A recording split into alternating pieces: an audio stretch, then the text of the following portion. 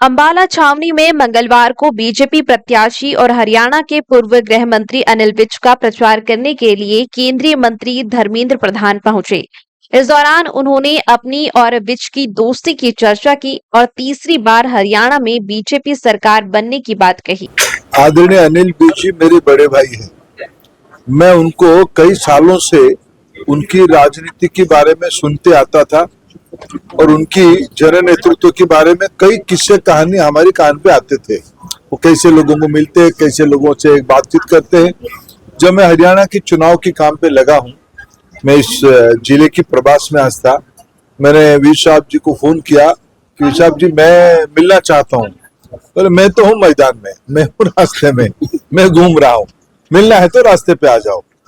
मैं उनको आज मिलने के लिए आया था। मैं कुछ समय मैंने बहुत सच में प्रभावित हूँ वीर साहब की जो संपर्क यहाँ की मतदाताओं के साथ, यहाँ के नागरिकों के साथ है। किसी भी आयु वर्ग का हो, युवा हो, महिला हो, गरीब तबके के लोग हो, कामकाजी लोग हो या समाज के बड़े लोग हो, सभी के साथ आदरणीय वीर साहब की एक जीवंत संपर्क है। हरियाणा में चुनावी पारा चरम पर है। इस बीच अंबाला छावनी विधानसभा में हरियाणा के पूर्व गृह मंत्री अनिल विज के प्रचार के दौरान केंद्रीय मंत्री धर्मेंद्र प्रधान पहुंचे। इस दौरान दुकान दुकान जाकर धर्मेंद्र प्रधान ने अनिल विज के लिए वोट की अपील की। अंबाला छावनी आने पर विज ने धर्मेंद्र प्रधान का पुष्प गुच्छ लेकर स्वागत किया। धर्मेंद्र प्रधान ने कहा कि 6 बार विधायक होने के बावजूद विज जनता के बीच जाकर वोट की अपील कर रहे हैं। यह भारतीय जनता पार्टी की संस्कृति है। धर्मेंद्र प्रधान ने दावा करते हुए कहा कि इस बार भी हरियाणा में बहुमत से अधिक सीट लेकर भाजपा की सरकार बनेगी। विज साहब हमारे एक आइकॉन है।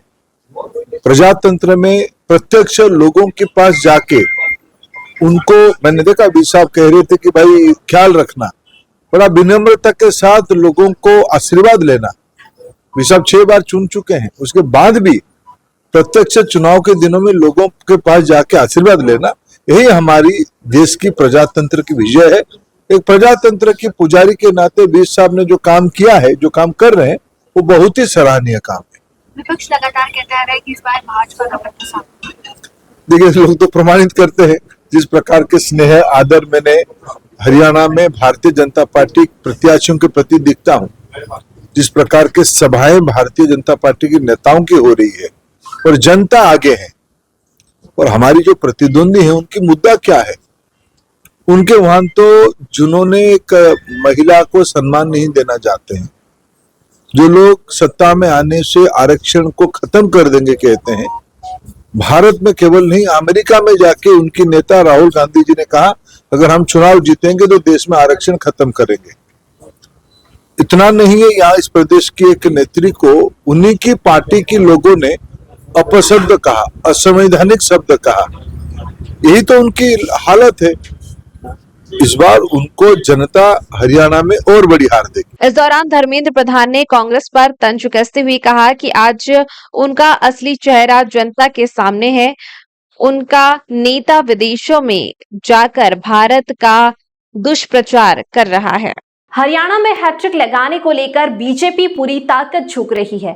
यही वजह है कि सूबे के पूर्व गृह मंत्री के लिए केंद्रीय मंत्री को प्रचार करना पड़ रहा है, क्योंकि अभी तक के जो ओपिनियन पोल आए हैं उनमें बीजेपी के हाथ से सत्ता फिसलती हुई दिख रही है, जबकि कांग्रेस बढ़त के साथ बहुमत का आंकड़ा छूती हुई दिखाई दे रही। बुधवार को प्रधानमंत्री नरेंद्र मोदी ने भी सोनीपत में चुनावी रैली की, जिसमें उन्होंने हरियाणा के लोगों से अपील की कि एक बार फिर सूबे में बीजेपी की सरकार बनाने में सहयोग दे। P24 न्यूज के लिए अंबाला से अंकुर कपूर की रिपोर्ट।